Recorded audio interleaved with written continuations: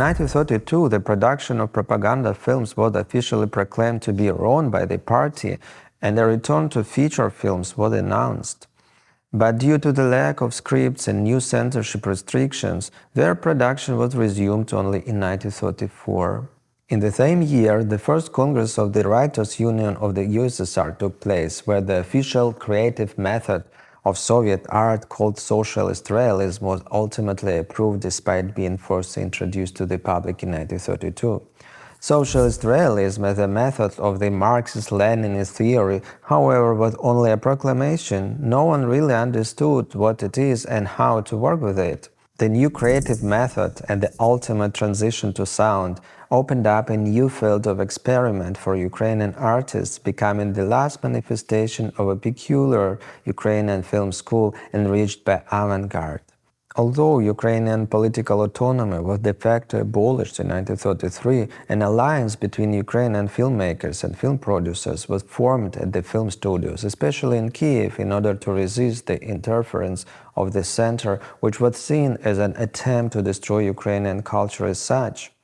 During the 2 years of respite that came after the turbulent 1930-1933 development, the Ukrainian version of socialist realism, Ukraine film, released a number of experimental films, the aesthetic of which was based on the synthesis of the local avant-garde tradition with romantic expressionist film poetics. In 1934, Grigory Richer made Crystal Palace, the plot of which takes place in a fictitious bourgeois West country. The main character, a sculptor inspired by pacifist ideas, faced rejection of his art by the clerical conservative authorities. Sentenced to a death, he unwillingly becomes the driver of the socialist uprising. The film's striking imagery was strengthened by distinctively expressionist scenery by Moritz Umansky, Ukraine film's most outstanding set designer.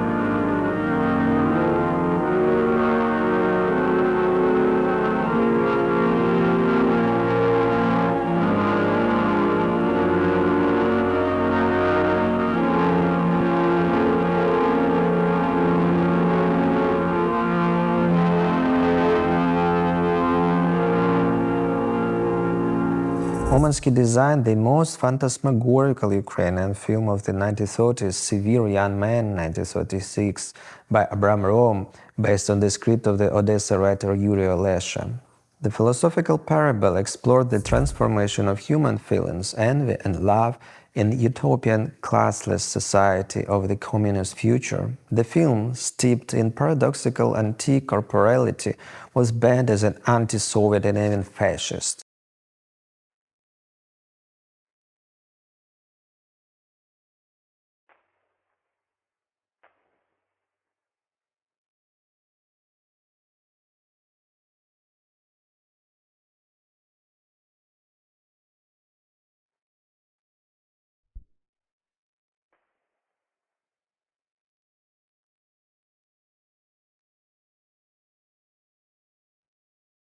Это он составил третий комплекс ГТО. Кто составил? Гриша Фокин.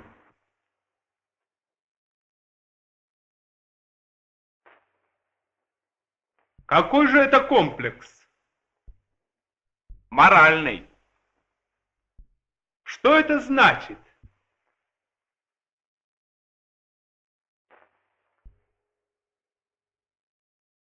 Комплекс душевных качеств.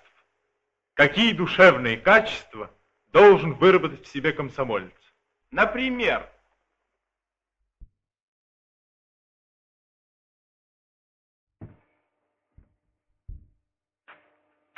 Ясность цели.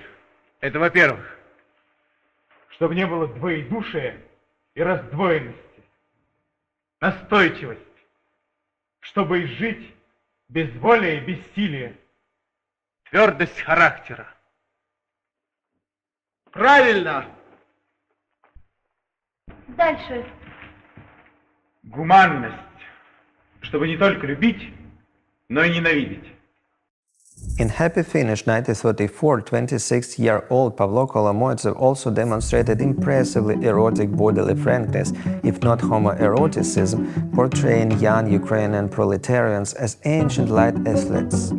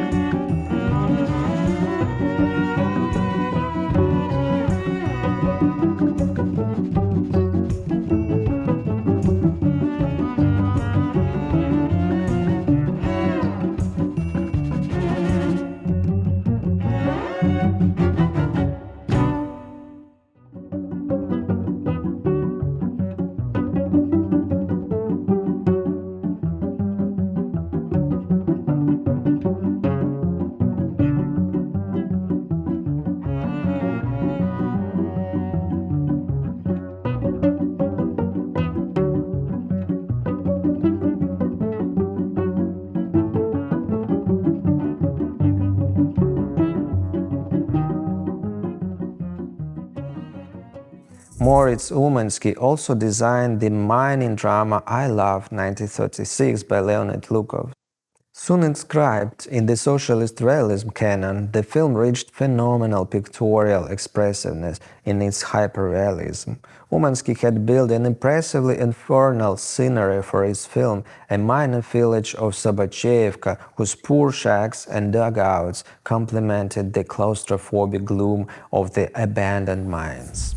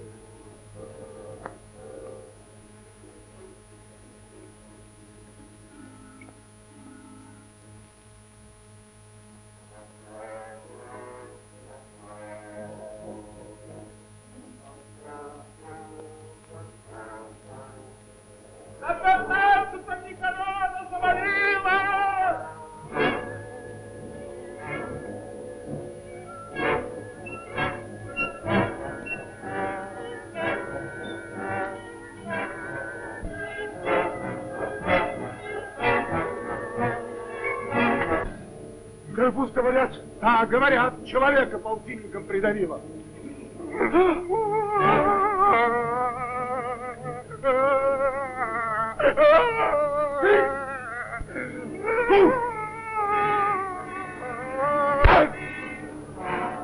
Ай, надо гора, лихний народ на подвогу.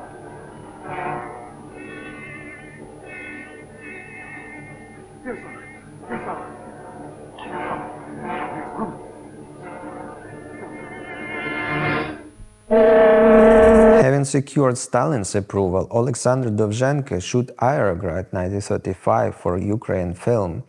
Its action took place in the virgin forests of the taiga of the Russian Far East, where the border between the USSR and the puppet Manchukuo ran. Here on the shores of the Pacific Ocean, a Soviet outpost would appear, a futuristic city of Iarograd.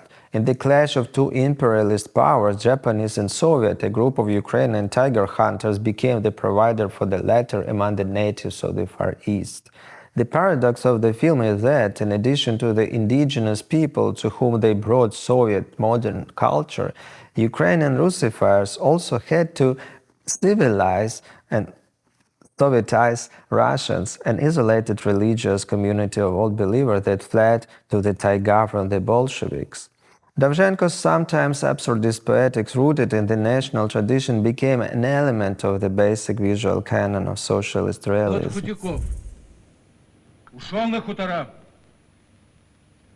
Не встречал в тайге? В тайге встречал. Смотри, Степан, недобро я затеял Худяков. Вот чувствую, что... бросьте свои чувства. Худяков мой друг. Ну и что ж? Худякова я знаю, когда ты еще вот таким под стол бегал.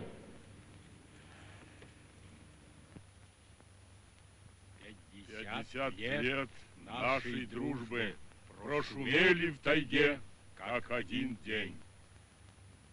И каждый день смотрю и не насмотрюся, и все спрашиваю себя, есть ли на свете еще такая красота и такие богатства?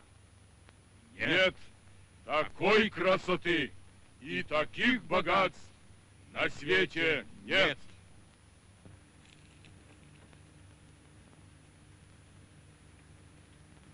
Нет, Максим, нет.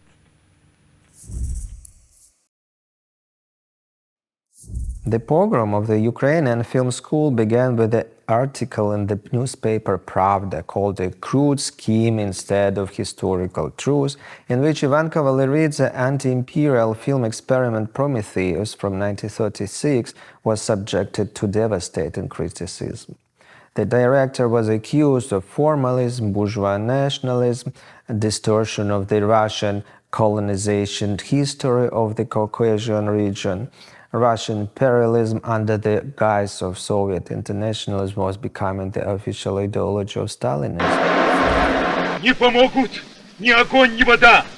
Бунты в деревнях, бунты на Волге, на фабриках бунты. Уже занимается заря свободы. 5 живым. Вперед! Ура!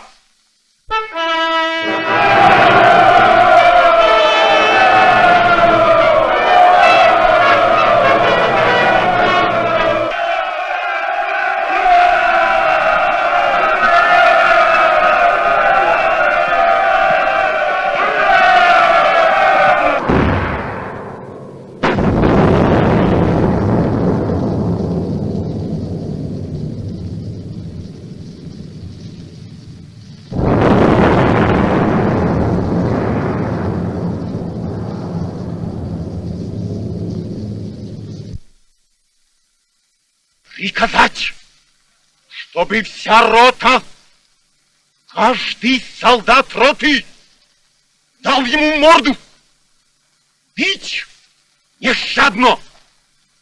Пусть он и другие поймут, что никакой революции в России быть не может. Almost all work of the Kyiv Film Studio was stopped. The film Intrigan, Someday in the Summer, Severe Young Man, Prometheus were banned as formalistic, ideologically harmful, and artistically worthless. The Strange Garden, Happy Finish, and Crystal Palace were criticized. The production of a dozen titles had ceased.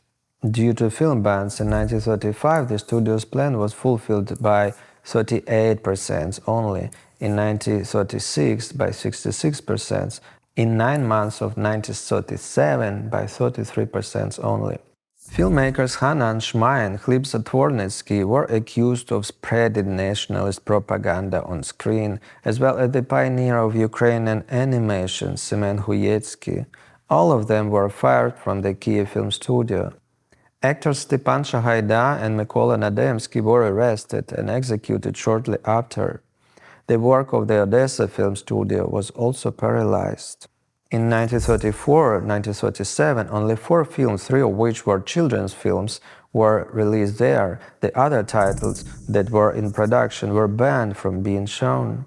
The management of Ukraine Film and film studios, which patronized representatives of the local film school, was dismissed and repressed.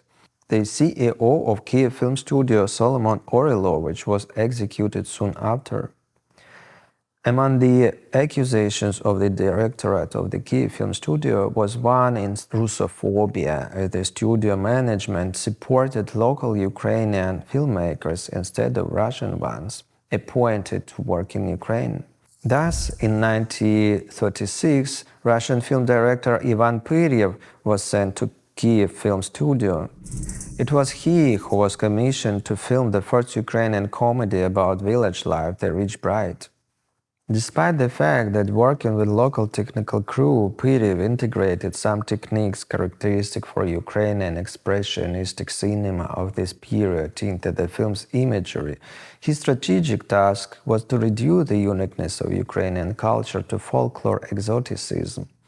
He succeeded in it greatly, casting Russian actors to perform the roles of Ukrainians, using the Russian literature normative language with only a few Ukrainian words added. They got the Ukrainian audience used to seeing themselves through the eyes of the colonizer. The Rich Bride, received triumphantly in Moscow, marked the defeat of Ukrainian experiment film tradition by solid Russian socialist realism. As it was impossible to install it in Ukraine by means of politically unreliable local filmmakers devoted to experiment, epicness, and poetry, their Russian colleagues were recruited by Moscow to change the Ukrainian film landscape. Therefore, under the influence of Russian filmmakers who were increasingly being assigned to Ukraine from the center, the practice of involving Russian actors gradually spread from 1936 onward. When the films of the Kyiv Film Studio continued to be dominated by Ukrainian or mixed cast, the Odessa Film Studio was overrun by Russian directors who made a bet on Russian actors and the Russian language of filming. After the liquidation of Ukraine film at the beginning of 1938, the tradition of Ukrainian characters being played by Russians in Ukrainian films became normalized.